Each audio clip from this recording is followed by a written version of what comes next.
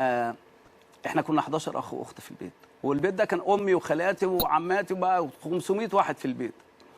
البيت كله اهلاويه ما عدا احنا بتوع خمسه. فدايما اللي ما عندوش الكثافه بيبقى ايه، صوته عالي ويبقى بيجح ويبقى مش. فانا بقى كنت زملكاوي يعني بصراحه.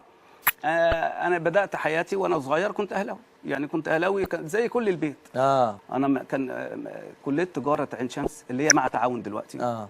كان صالح سليم في كليه تجاره عين شمس. كويس. وكابتن صالح سليم كان عنده عربيه مش عارف اسمها ايه كده، صغيره وحمراء. فضلت اجري ورا العربيه عشان اسلم عليه. شوف بقى من اهلاويتي، كنت عيل صغير بقى لابس بيجامه، قعدت اجري من اول شارع القصر العيني او من شارع الشيخ علي يوسف لغايه كوبري قصر النيل، لغايه ما تعبت.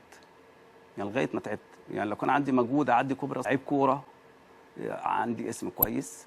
رفعت فناجيلي كان مثلي الاعلى. ما شفتوش خالص غير ما كبرت. هو ما بقت اتعرف. ناداني، كنت في دمياط بنلعب دمياط، سلم عليا وقال لي انت هتبقى لعيب كبير وهتبقى احسن قوي يعني. فحتى بقيت مبسوط ان هو قال لي كده. وكنت بلعب مع الزمالك، انا كنا الزمالك بيلعب دمياط.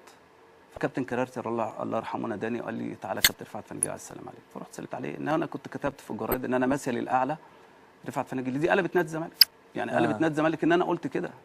انك ما اخترتش واحد من ابناء متعوق. وممكن لف ده خالص. لو سيف ابنك قال لك عايز العب في الاهلي يروح طبعا. يعني ايه اللي انا لسه بقول لك، الاولاد عايزين ندي للاولاد مساحه ان كل واحد يلعب ويختار المكان. زمان